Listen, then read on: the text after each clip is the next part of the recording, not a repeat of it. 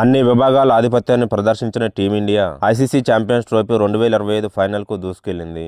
వరుసగా 4 మ్యాచ్లకు 4 గెలిచి ఓటమెరగని జట్టుగా టైటిల్ ఫైట్ కు సిద్ధమైంది. మంగళవారం దుబాయ్ వేదికగా జరిగిన సెమీఫైనల్లో టీమిండియా సమిష్టిగా రాణించి 4 వికెట్ల తేడాతో ఆస్ట్రేలియాను వాడించిన విషయం తెలిసిందే. ఈ గెలుపుతో వన్డే ప్రపంచ కప్ 2023 ఫైనల్లో ఆసీస్ చేతిలో ఎదురైన పరాజయానికి టీమిండియా ప్రతీకారం తీర్చుకుంది. వీడియోను చూసే ముందు చిన్న రిక్వెస్ట్ అండి, వీడియోను లైక్ చేసి మీ సపోర్ట్ ని తెలియజేయండి. మొదటిసారి మన ఛానల్ ను చూస్తున్నట్లయితే సబ్స్క్రైబ్ చేసుకుని పక్కనే ఉన్న బెల్ ఐకాన్ ని ఆన్ చేసుకోండి. మరోసారి విరాట్ కోహ్లీ 98 బంతులు 5 ఫోర్లతో 84 అసాధారణ బ్యాటింగ్ తో టీమిండియా విజయంలో కీలక పాత్ర పోషించాడు. దాంతో అతనిపై సర్వత్రా ప్రశంసల జల్లు కురుస్తుంది.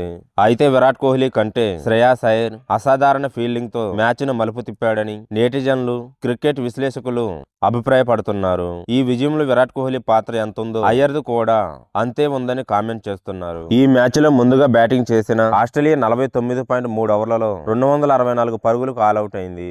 శ్రేయాస్ అయ్యర్ సూపర్ రన్అట్ తో ఆసీస్ 15-20 పరుగులు తక్కువగా చేసింది.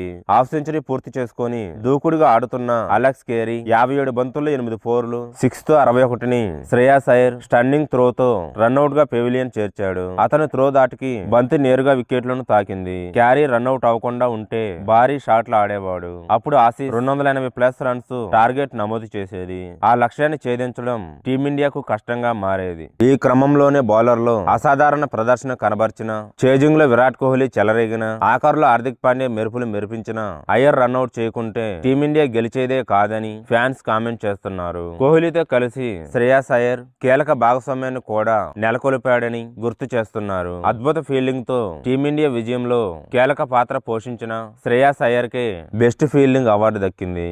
రవిశాస్త్రి చేతుల మీదుగా అయ్యర్ ఈ అవార్డును స్వీకరించాడు.